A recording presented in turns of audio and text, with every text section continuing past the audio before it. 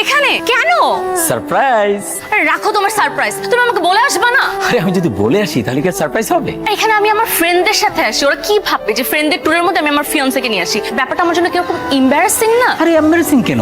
আমি তো তোমাকে ডিস্টার্ব করছি না, আমি দূর থেকে দেখবো, এটি আমার শান্তি। তো তোমার দূর থেকে দেখা থেকে তুমি আমাকে ভিডিও কলে দেখতে, তুমি আস্তা জলজন্ত একটা মানুষ আমার চোখের সামনে কেন আসছো? আমি তো ভিডিও গুলি দিতাম, তুমি তো মানা করলে। ভিডিও কল দিলে নাকি তোমার ইরিটেট লাগে। তো আমি তো তোমাকে সামনেও এরকম থাকতে বলি নাই। এই মারুফ ভাই, কি অবস্থা? এই ব্রো, হোয়াটস আপ? তাহলে আপনি কক্সবাজার আসবেন আগে বলবেন না, তাহলে তো একই ফ্লাইটে যেতে পারতাম মিয়া। আরে আমি তো একই ফ্লাইটে আসছি, তোমাদের ফ্লাইটে তো আসছি। আমি ইচ্ছা করে টিকিট পিছিয়ে নিয়েছিলাম যাতে তোমাদের দেখতে পারে তোমরা কে কি করো। রাব্বি, তুমি তো দেখলাম বিয়ের পর একদম বউর সাথে আঠার মতো লেগে থাকো। আরে মিয়া, ফ্রেন্ডস না আগে জার্নি করতে আসছো, ঘুরতে আসছো, ফ্রেন্ডদের সাথে টাইম দিতে হবে না? সামি, একটা ব্রেকআপের লোড সামলাইতে না পেরে তো দেখলাম পুরা মুখের মধ্যে পিম্পলস দিয়ে ভরায় ফেলছো। আরে না মারুফ ভাই, কি বলেন, কি এর লোড মোড ভাই, আমি ফুল চিল আছি ভাই। ব্রেকআপ হতে তো আমি আরো খুশি, ব্রেকআপ হলে আরেকজন আসার চান্স থাকে।